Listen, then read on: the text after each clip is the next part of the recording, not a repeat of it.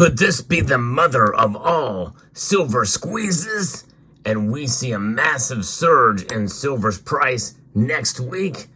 We'll try and answer those questions in this video based off of a new report that has just been released as we explore.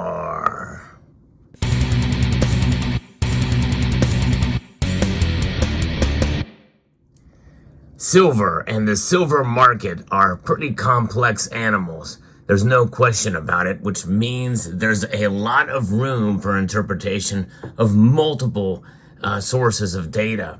And we're going to be talking about one source of data that has always perplexed me in my time here to try to wrap my head around it. Since I've started paying attention to the markets, well, the Commitment of Traders report has left me scratching my head. It's a pretty complex report, and also, by admission, it's not the most transparent. There's a lot of room for interpretation, and I think that's why it's not really an issue that is tackled a whole lot in this community.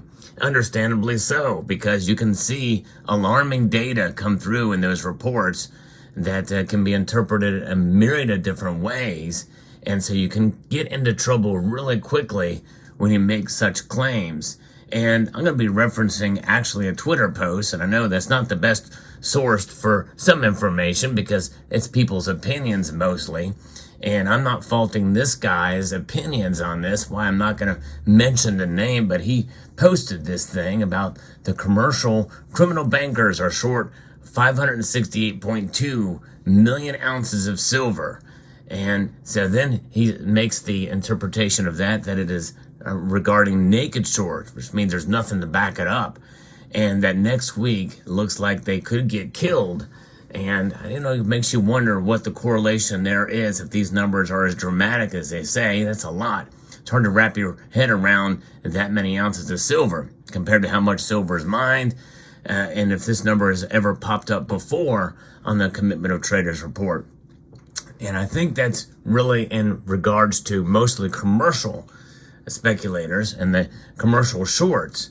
But, it's really tough to say when you look at all of these numbers and what that means and how much of it is open interest, the futures market, options, and all those different things. And interpreting that and how it plays out, connecting those dots, in other words, is a challenge. And so therefore it makes you wonder if this is going to be something that could make its way into a potential collapse or breaking of the COMEX. And this is what this Commitment of Traders report does. It include the COMEX and the LBMA, JP Morgan's holdings of the SLV. Who knows? There's a lot of different things that you can take from this. But I want to leave open the possibility that it very well could potentially lead to something big in a squeeze, especially if so much of this is naked shorts that are occurring.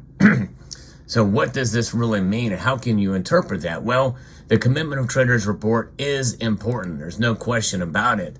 And there's actually several different types of reports, and I'm not really sure exactly which one it could be. There's a legacy report, supplemental, disaggregated, and traders and finance futures and the like, and currencies.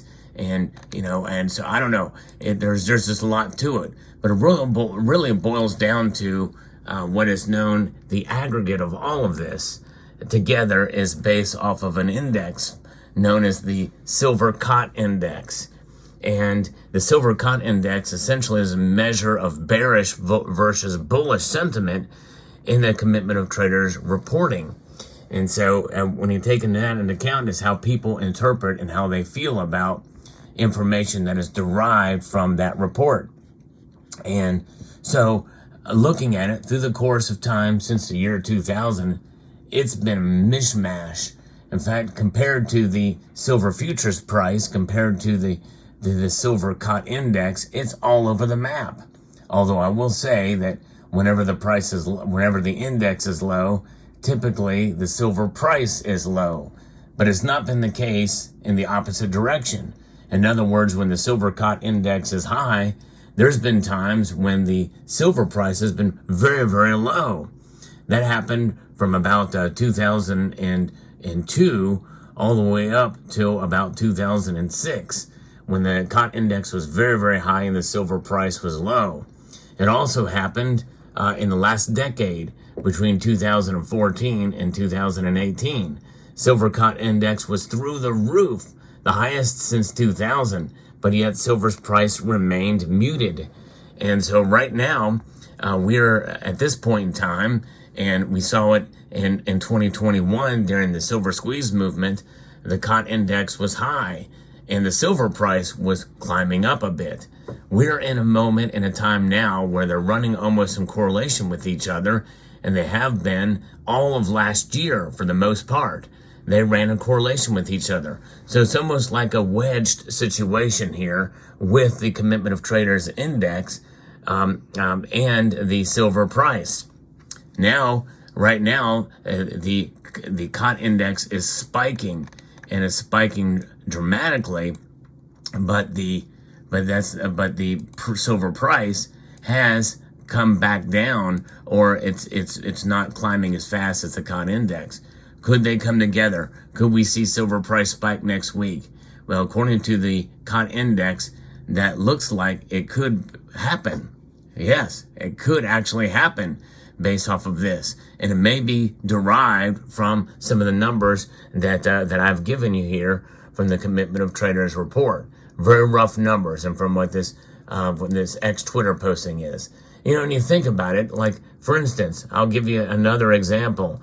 I'm one of the only ones that made a speculative analysis on what happened with the solar flare, the solar storm that really kind of still is in effect. It has not had as dramatic as an impact as some had feared, but I think some in the markets very well may make this correlation that is why silver's price rose last week, at least in part. It contributed to it rising a little bit higher than normal, and gold as well. But we had a pretty big move with silver's price, and I think it could have been in part due to the solar storm. But again, that's speculation on my part. I'm not saying it was the sole reason why silver's price rose as much as it did, but I think it may have contributed. And some have made and in the response to this Twitter post, someone else made the connection that very well may be why that this has happened. They're going wild at the COMEX and the trades because they think potentially, well, it's all gonna come crashing down. They won't be open because it'll be closed down because of this. It became only big headlines right before they hit. But if you looked into the sky, you could see examples of it. Biggest event in 20 years for sure. But the Carrington event is what everybody kind of feared that happened back in the late 1850s. So it'll be very interesting to see how this plays out. There's a lot of unknowns. Psychology really is the example that I'm using here. It drives prices, market sentiment. Could that have played a role in market sentiment? I don't know. And same thing with this Commitment of Traders report and the interpretation of the data therein. Because of the speculative nature and because of the complexity and the lack of transparency, no one really fully knows. I've never as much of my time in the markets and trying to make an understanding of it. There's nobody that's really been able to clearly explain exactly the correlation between the reports and the numbers that come in, because there's always silver flowing in and out of the markets, always. And so when you have this much of a short position and the amount of silver to cover those and the long positions and the like, what's it going to take to truly break? And when the stockpiles are so low, and silver mining to fill those positions. And when you think about things like the SLV and exchange traded products in general, well, it's only exposure to the price of silver. It's not silver itself. You're not going to cash out, if you will. You will cash out. That's the point. You want to get the money. You don't necessarily want to get the physical metal. Some people say they're pleased with that because you don't have to worry about storing silver. You don't have to worry about premiums. You just have to worry about the cost of it is to trade, which is minimal comparatively to storing silver and paying premiums. And holding this, in a sense, does create another form of risk, at least according to those who are exclusive in that environment. I don't think there's nothing wrong I don't think there's anything wrong with having both options, to have money exposed to the price of silver, to move it in and out at will. But I believe mostly in holding the physical because it's long-term storage of wealth against a system really that is corrupt. And many people feel and have mentioned, even in response to this posting, that they're going to do something. They're going to manipulate it again, and this is really a nothing burger. So, but the possibility is on the table that we could see something happen next week. Could silver's price explode? I highly doubt it. I really do. Many of you highly doubt it as well. Based off of these numbers, well, they'll just find a way to manipulate it to the other side. But it's fascinating indeed to talk about, because I like to cover things like this, because what in the slim chance that it does happen, because it's usually something like this that does come through and make its way, and there's a source for the reason why prices surge or not. And I kind of want to be ahead of that to say that it is a possibility that this could occur. And I'm talking about, what does that price explosion mean? I'm talking about north of $30 an ounce. If we see silver's price go up in the $32, $33 range because of this information I'm sharing with you now, well, then I've covered it.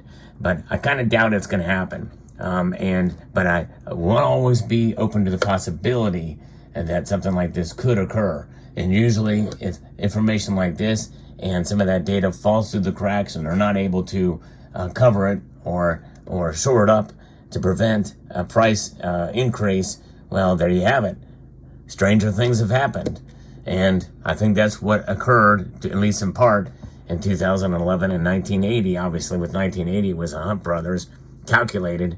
2011 was a different story. So let me know what your thoughts are about this. Hope you found this video informative and insightful and educational.